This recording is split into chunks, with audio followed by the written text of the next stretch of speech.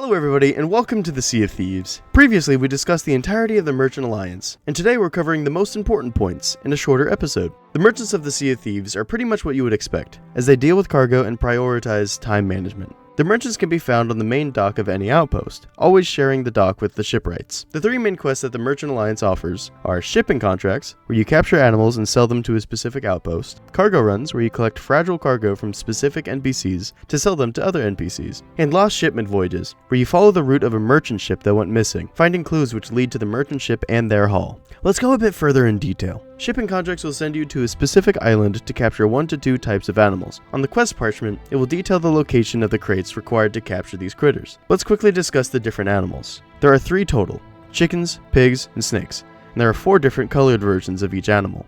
So pay attention to which ones you need for the quest. Chickens are the basic critter, they have no specific requirements. The pigs are animals that require feeding every 5 to 10 minutes or so. I'd recommend only feeding them bananas since the different foods have no difference on the pig. And then there are the snakes. Snakes will attempt to spit acidic venom on you if you get too close. The only counter to this is to play music, which will put them in a 10 to 15 second long calm state. They will rattle and sway when they are calm, and raise up and start hissing once they are angry. Keep dropping the basket to play music, repeating the process until you get back to the ship, or have a friend escort you while playing music. Note, snakes can kill other critters when they spray their venom at you, so I would recommend keeping them separate from the other critters. But once you've caught the specific animals on the parchment, you want to sell them to the listed outpost. Also, these quests are timed, giving you a couple of in-game days to complete. These quests are why our players are given watches, which tell the time and the day of the month. Next, we have the cargo runs. The cargo run quests will offer us a parchment detailing what island and what NPC we will retrieve our cargo. Once we retrieve the cargo, each one will have a note detailing where and when they are all needed.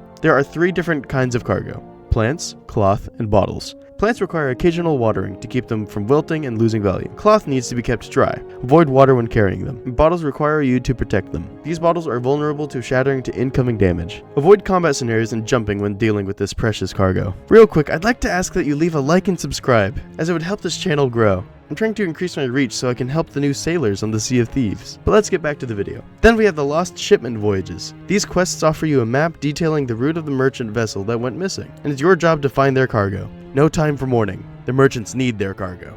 This quest is the longest of the merchant quests, and will have a stockpile of goods at the end, much like the Gold Hoarder vaults. To start these quests, you must start by the origin of the route, which is stated on the parchment, and follow the dotted line. But you'll be looking for birds flying above debris. There will be about 20 or so birds above the first clue. You will find a bunch of barrels and debris. One of the barrels will be blue and yellow, the colors of the Merchant Alliance. The first clue will be inside. When claimed, it will be added to your quest wheel. The clue will take you to a multitude of other destinations, such as a specifically named small island, where you'll look for cargo and glints from the clue bottles along the shoreline. Or maybe it will show you a picture of a large island with a circle marking where you can find the cargo and clue. Or maybe it will name the island and an NPC that resides there, who you can talk to receive the next clue. Or maybe it will just lead you to specific coordinates on the world map, where you will find more birds, about 8 or so, and debris harboring another clue in a bottle. Throughout any one of these clues, you should be looking for a secondary blue glint, which marks a captain's key, which is required to get the bulk of the loot at the end of the quest. Eventually, you'll get a clue stating something along the lines of,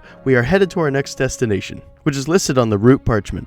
Head straight to that destination from the clue you just received. You will be looking for birds of about 8 or so, but this time there will be no debris. But if you look below the surface of the water, you'll find a sunken ship. Bring the key to the captain's quarters and you'll find a stockpile of merchant crates. These crates have no special requirements, unlike the other quests. And to finish the quest, search for the rest of the ship for other crates and a merchant manifest, which is the merchant equivalent of the chest of ancient tributes and the captain's skull of the damned. Once all has been retrieved, sail to an outpost to sell. Of course, there are also merchant medley quests, an accumulation of all of the previous quests. And then there are raid voyages, which act the same as the other trading companies. But on top of all of that, there is one more method of making money with the merchants: commodity crates. Commodity crates are a form of supply and demand within the Sea of Thieves, found by going through the company shop within the merchants, and requires a merchant emissary to participate. You can read the merchant manifest that resides beside each merchant of any outpost to see what crates are in demand. Buy low and sell high, pirates. But that's all I have time for today. It was a lot to talk about, but I thank you all for your patience. If you want more details for the Merchant Alliance,